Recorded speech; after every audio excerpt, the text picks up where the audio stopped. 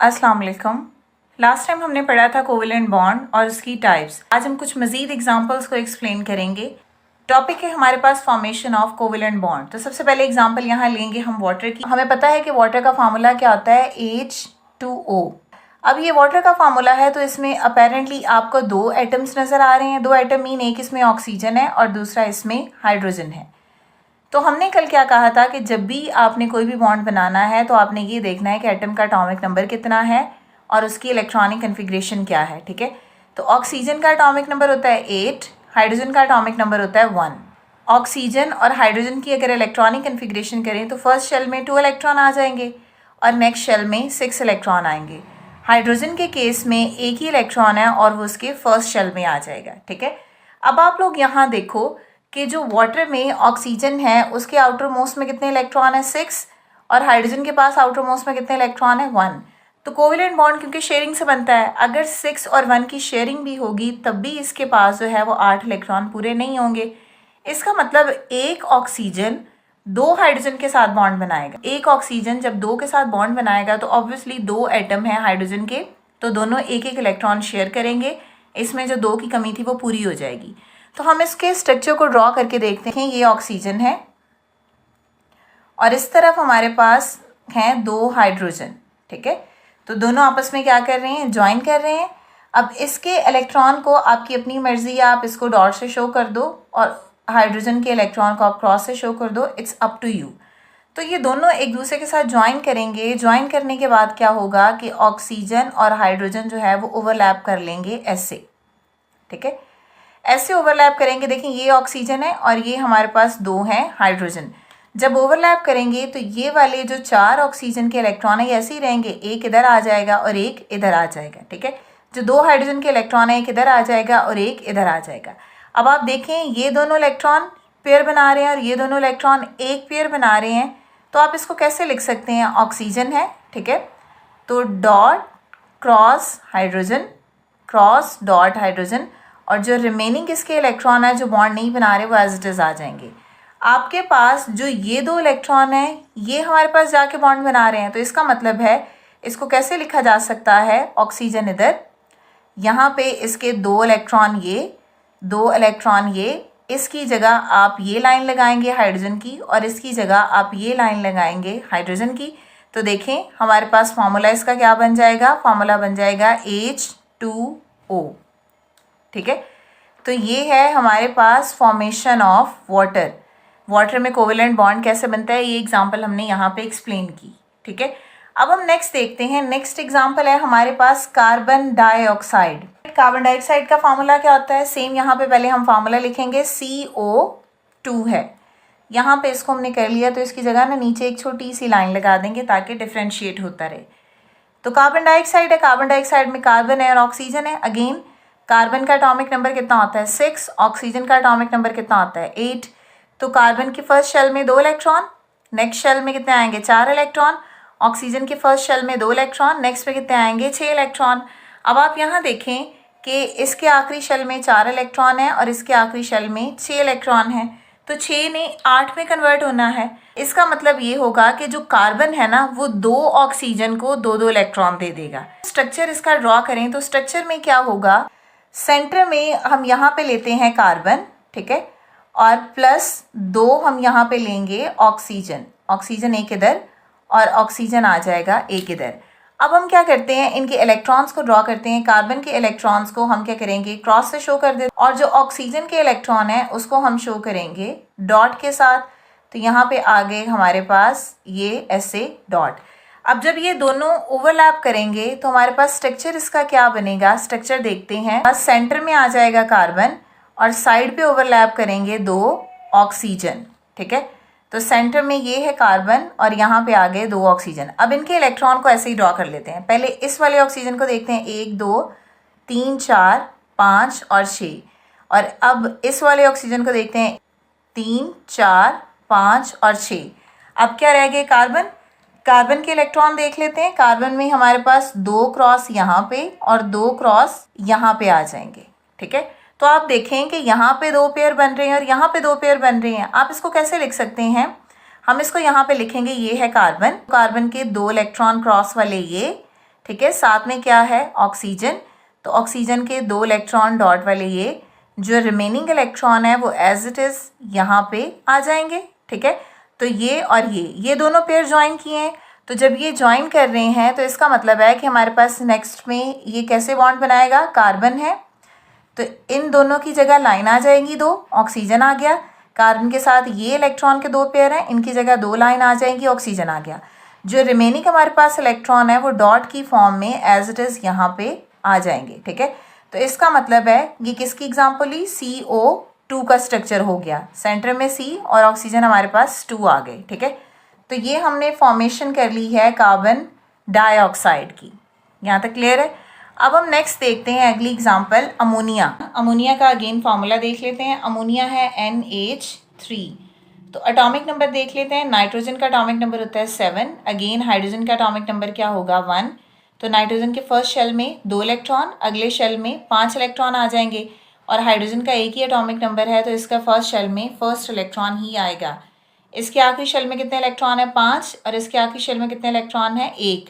अब इसका मतलब है कि अमोनिया में नाइट्रोजन को 8 इलेक्ट्रॉन पूरे करने के लिए 3 इलेक्ट्रॉन चाहिए।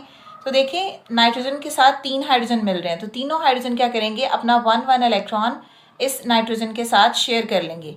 तो 3 हाइड्रोजन और 1 नाइट्रोजन मिलके NH3 बनाएगा नाइट्रोजन, और इधर हमने ले लिए 3 हाइड्रोजन। ठीक है, यहाँ पे देखें नाइट्रोजन और यहाँ आ गए हमारे पास 3 हाइड्रोजन। नाइट्रोजन के लास्ट शेल में 5 इलेक्ट्रॉन है तो आप इसको ऐसे 5 डॉट बना दोगे। हाइड्रोजन के लास्ट शेल में यानी जो फर्स्ट शेल है उसमें एक ही इलेक्ट्रॉन है तो आप उसको क्रॉस से शो करोगे। अब जब ये बॉन्ड बनाएगा तो इसका मतलब है कि ये है हमारे पास नाइट्रोजन, तो हाइड्रोजन जो है वो ऐसे इसके साथ ज्वाइन कर लेंगे। ठीक है, सेंटर में क्या है, नाइट्रोजन, और ये क्या है, ये है हाइड्रोजन। अब आप देखें सबसे पहले आप नाइट्रोजन के इलेक्ट्रॉन को ड्रॉ करें, जो बॉन्ड नहीं बना रहे वो इधर आ जाएंगे। तो एक इधर आ गया, एक इधर आ गया और एक इधर आ गया। हाइड्रोजन के एक इलेक्ट्रॉन इधर, एक हाइड्रोजन का इलेक्ट्रॉन इधर और एक इधर आ गया।